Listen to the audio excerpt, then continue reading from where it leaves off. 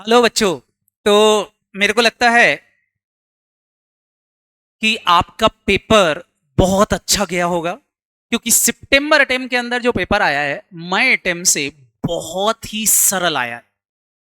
मतलब इतना सरल कि अगर कोई नॉर्मल बच्चे ने थोड़ी भी पढ़ाई करी है, बहुत ज्यादा नहीं, थोड़ी भी पढ़ाई करी है, तो आराम से इस सब्जेक्ट के अंदर अच्छे मार्क्स स्कोर कर सकता है। मतलब 70 मार्क्स का पेपर तो ऐसा था कि कोई भी बच्चा आराम से 70 नंबर इसमें ला सकता है, थोड़ी भी अगर किसी ने पढ़ाई करी है।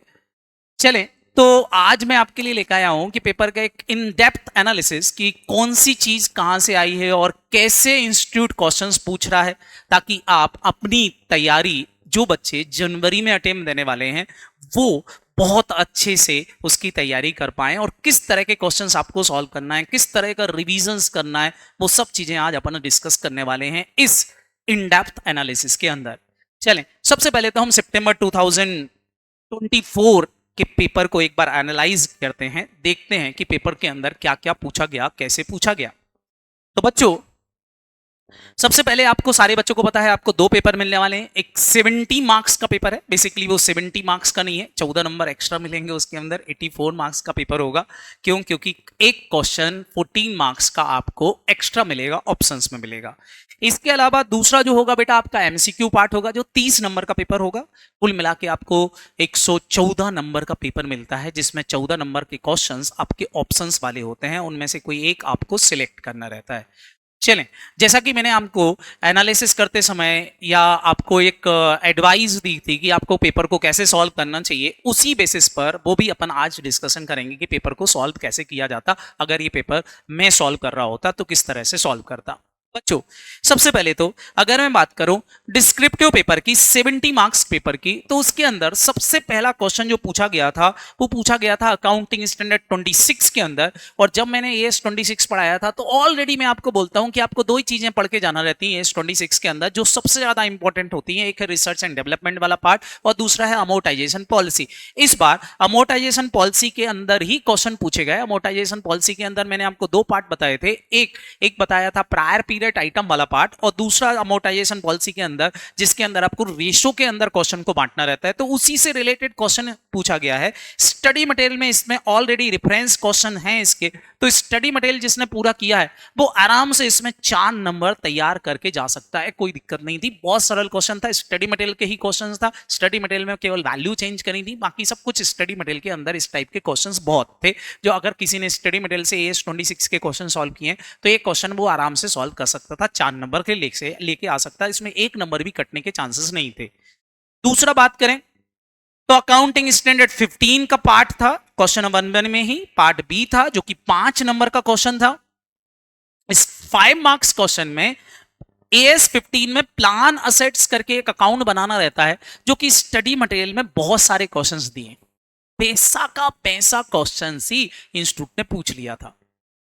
तीसरा क्वेश्चन था अकाउंटिंग स्टैंडर्ड 22 का, जिसके अंदर आपको डीटीए और डीटीएल का कैलकुलेशंस करना था। और मैंने जब एएस 22 पढ़ाया था तो मैंने आपसे बोला था स्टडी मटेरियल में एक क्वेश्चन है जिसके अंदर कंस्ट्रक्शन कॉन्ट्रैक्ट रेवेन्यू की मेथड है, वो कंस्ट्रक्शन कॉन्ट्रैक्ट रेवेन्यू की मेथड से रिलेटेड ही क्वेश्चंस आपको पर्टिकुलर एग्जाम में दिया हुआ है। और मैंने बोला था हालांकि ये चीज इनकम टैक्स से हट गई है, लेकिन इंस्टीट्यूट का कोई भरोसा नहीं, पूछ सकती है, तो उसने ये वाली चीज एज इट इज पूछ ली है। और ये भी 5 नंबर का क्वेश्चन है, मतलब अगर किसी ने स्टडी मटेरियल को थॉरोली पढ़ा है तो ये 14 नंबर उसको सॉल्व करने में ज्यादा समय लगनी नहीं चाहिए। मतलब क्वेश्चन नंबर 1 सॉल्व करने में मैक्स टू मैक्स 10 मिनट का काम था, 10 मिनट में ये क्वेश्चन नंबर 1 आराम से सॉल्व हो सकता था, कुछ था ही नहीं इसमें। दूसरा, अगर हम बात करें तो क्वेश्चन नंबर 2 आपका कंपनी अकाउंट का क्वेश्चन था। बिल्कुल स्टडी मटेरियल में सेम क्वेश्चन दिया है, केवल एक पॉइंट इंस्टीट्यूट ने एक्स्ट्रा जोड़ दिया था, बोनस इशू का। और किसी ने बोनस इशू पढ़ रखा है तो उसको केवल कुछ नहीं करना था, बोनस इशू के अंदर नंबर ऑफ शेयर्स बढ़ाना थे, रिजर्व एंड सरप्लस में से माइनस करना था। इतना काम करके आपको बोनस इशू की अकाउंटिंग समझाना थी, और फाइनल अकाउंट के अंदर आपको इसका डिस्क्लोजर देना पड़ता है। आपको मैंने पढ़ा रखा है कि 5 साल तक इसका डिस्क्लोजर आता है, क्योंकि share issued other than cash consideration होते हैं, तो उसका एक डिस्क्लोजर डालना था। बाकी पूरा क्वेश्चन वही था। एक वो आपका सस्पेंस अकाउंट वाला पार्ट आया था जो हमने ऑलरेडी क्वेश्चंस कर रखा है, डेप्रिसिएशन चार्ज करने वाला पॉइंट था वो ऑलरेडी कर रखा है। तो ऐसे क्वेश्चंस थे। तो अगर स्टडी मटेरियल से एक क्वेश्चन आपने कर रखा होगा तो ये क्वेश्चन आराम से बनता। आप इसमें एक एडिशनल पॉइंट जोड़ दिया था उन्होंने बोनस इशू का, बाकी पूरा स्टडी मटेरियल का क्वेश्चन उठा के दे दिया था। क्वेश्चन नंबर 3 की बात करें तो क्वेश्चन नंबर 3 के अंदर आपको कैश फ्लो स्टेटमेंट का क्वेश्चन था। Cash flow statement direct method से पूछा था, इंफॉर्मेशन बेस्ड क्वेश्चन था, कुछ नहीं करना था, कैश फ्लो स्टेटमेंट बनाना था, सिंपल सा डायरेक्ट मेथड से आराम से क्वेश्चन सॉल्व कर सकते थे। 7 नंबर इसके मिलने वाले थे। और एक बायबैक का क्वेश्चन पूछा था, ये भी स्टडी मटेरियल के अंदर इस तरह के क्वेश्चंस अवेलेबल हैं। अगर किसी ने स्टडी मटेरियल क्वेश्चन सॉल्व किए हैं तो ये क्वेश्चन भी उससे आराम से बनता। मतलब देखा जाए तो ये 14 मार्क्स के कंटिन्यू 3 क्वेश्चन स्टडी मटेरियल के जैसे ही क्वेश्चंस थे। अगर ये आपने स्टडी मटेरियल अच्छे से कहा होता तो आराम से ये आप क्वेश्चन सॉल्व कर सकते हो। और मैं आपको स्टार्टिंग से बोलता हूं स्टडी मटेरियल मस्ट, उसको सॉल्व करना जरूरी है। इसके बाद हम बात करें बेटा अमलगमेशन की, तो अमलगमेशन का एक क्वेश्चन आया था, नेट पेमेंट मेथड से आपको पीसी निकालना था। दूसरी चीज, सारे बच्चे इसके अंदर एक एमटीपी के अंदर इस टाइप का क्वेश्चन ऑलरेडी दिया था। अगर आप एमटीपी प्रॉपर्ली करके गए हो तो अमलगमेशन का क्वेश्चन भी आप आराम से सॉल्व कर सकते थे, कोई प्रॉब्लम ही नहीं थी। स्टडी मटेरियल एमटीपी सॉल्व करना है, मैं स्टार्टिंग से बोलता हूं, आप ये क्वेश्चन भी आराम से कर सकते थे। तो 14 मार्क्स का ये भी आराम से हो जाता। इसके बाद क्वेश्चन नंबर 5 और क्वेश्चन नंबर 6 में आपको ऑप्शन था कि कोई एक क्वेश्चन चूज करना है। मैं आपकी जगह होता तो क्वेश्चन नंबर 6 चूज करता। क्यों? क्योंकि वहां पार्ट्स में क्वेश्चन है तो मार्क्स ज्यादा मिलते हैं। एक क्वेश्चन पूरा सॉल्व करो या फिर अलग अलग क्वेश्चन सॉल्व करो तो उसमें क्वेश्चन मार्क्स ज्यादा मिलते हैं। हालांकि दोनों ही क्वेश्चन इजी थे। ये एकदम नया पैटर्न पूछा था, 21 और 23 को मिक्स करके क्वेश्चन पूछा था। जब मैंने आपको पढ़ाया था तो एक क्वेश्चन ऐसा जरूर करवाया था कि आपको जिससे क्वेश्चन ऐसा आ जाए कि भाई आपको कंसोलिडेट सब्सिडरी कंपनी का भी और एसोसिएशन का भी कंसोलिडेशन करना है तो किस तरीके से करोगे, मैंने तो क्लास में कवर किया था। हालांकि स्टडी मटेरियल के अंदर इस पैटर्न के क्वेश्चंस नहीं थे और जब मैं करा रहा था तो बोल भी रहा था कि सीए फाइनल से एज इट इज क्वेश्चन उठा के दे सकते हैं, क्योंकि पहले ये सीए फाइनल में हुआ करते थे, इसलिए मैंने एक क्वेश्चन आपको करवाया था। तो सेम क्वेश्चन था बट न्यू पैटर्न का क्वेश्चन था, 14 नंबर का क्वेश्चन था। छोटे छोटे से क्वेश्चंस थे जिसके अंदर आपको कंसोलिडेटेड ट्रेड पेबल निकालना थे, आपको माइनॉरिटी इंटरेस्ट निकालना था, ऐसे छोटे छोटे से पॉइंट थे। अगर आप वो सॉल्व करते तो भी आपको मतलब लगभग 7-8 चीजें पूछी थी। 1.5 मार्क्स का एक पॉइंट था, एक क्वेश्चन पूछा था उन्होंने, बहुत आराम से सॉल्व हो सकता था अगर ये वाला क्वेश्चन सॉल्व कर रहे हैं। अगर हमको थोड़ा बहुत भी डाउट था तो हम इस पे शिफ्ट हो सकते थे, क्योंकि ये ज्यादा ईजी था। क्वेश्चन नंबर 6 जिसके अंदर आपको ए में भी ऑप्शंस दिया था, या तो इन्वेस्टमेंट अकाउंट या AS2 की थ्योरी। इन्वेस्टमेंट अकाउंट बहुत इजी था, मैं स्टार्टिंग से बोलता हूं कि इक्विटी शेयर्स वाले इन्वेस्टमेंट का पॉइंट ही एग्जाम में आते हैं, इसलिए ये करके जाओ, तो वही पूछा था। और दूसरा थ्योरेटिकल क्वेश्चन पूछा था AS2 के अंदर, इसमें कोई दिक्कत ही नहीं थी। एक रिकंस्ट्रक्शन का क्वेश्चन था जो कि स्टडी मटेरियल से एज इट इज उठाया हुआ था, 4 नंबर का। एक बड़ा क्वेश्चन ना उठा के उसके छोटे से 2 पार्ट उठा लिए थे जिसके अंदर आपको अकाउंटिंग करना थी। और तीसरा एक ब्रांच अकाउंट का था जिसमें फाइनल अकाउंट मेथड, मतलब आपको ट्रेडिंग P&L बनाना था, ब्रांच अकाउंट का काम खत्म था। ये क्वेश्चंस थे बेटा 14 नंबर के। सबसे सरल पेपर आज तक के इतिहास में देखा जाए तो यही वाला है, कुछ था ही नहीं इसमें।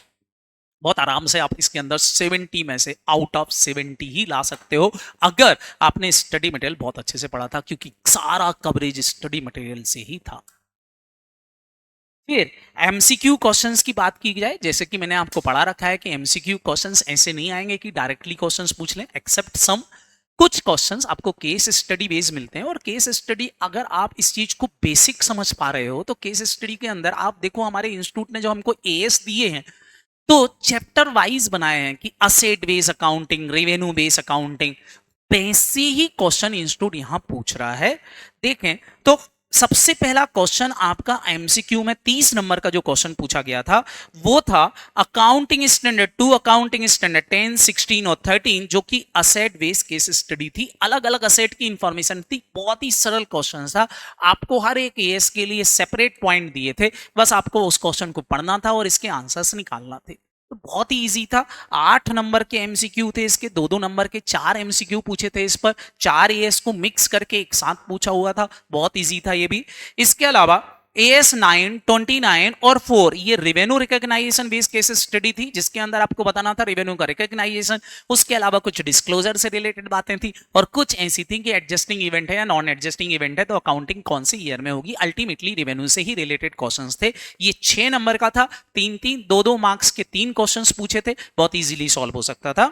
उसके अलावा AS18 का एक सेपरेट क्वेश्चन पूछ लिया था, AS19 का एक सेपरेट क्वेश्चन पूछ लिया था 2 नंबर का, AS20 का एक सेपरेट क्वेश्चन पूछ लिया था और एक और केस स्टडी पूछी थी उन्होंने जिसके अंदर AS3 और रिकंस्ट्रक्शन को मिला दिया था, मतलब कैश फ्लो स्टेटमेंट और रिकंस्ट्रक्शन को मिला करके एक क्वेश्चन पूछा था जिसमें 4 क्वेश्चन पूछे थे 8 नंबर के। ये भी बहुत इजी क्वेश्चन था, अगर आप देखते तो बहुत आराम से निकाल सकते थे।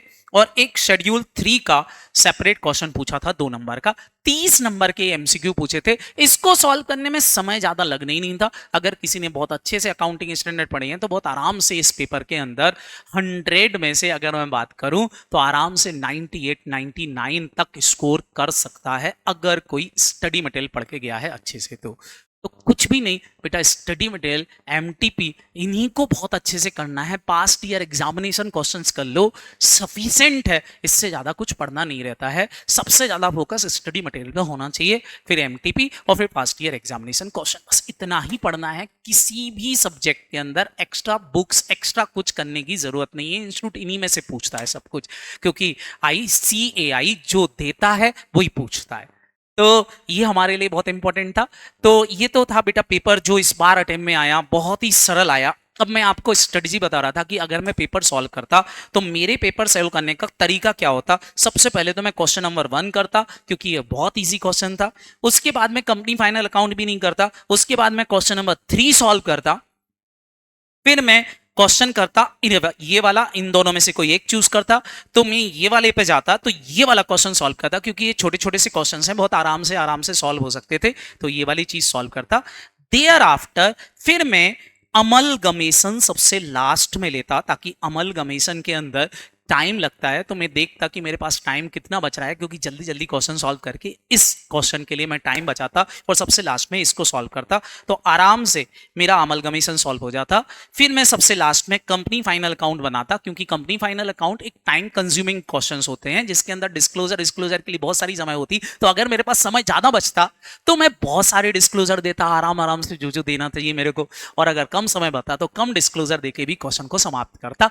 इस तरीके से मैं पेपर की सीक्वेंस तय करता अपनी पेपर को सॉल्व करने की। तो आपको भी अगर फ्यूचर में पेपर देना है, जनवरी अटेम्प्ट देना है, तो सीक्वेंस फिक्स करो पहले कि कौन सा क्वेश्चन पहले सॉल्व करना है।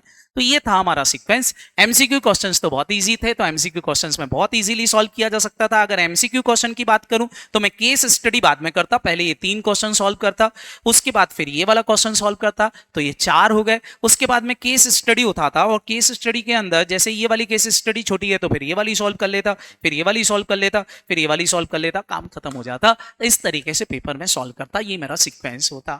तो बच्चों 2 चीजें बहुत इंपॉर्टेंट है, क्या पढ़ रहे हो, किस तरीके से पढ़ रहे हो और कहां से पढ़ रहे हो।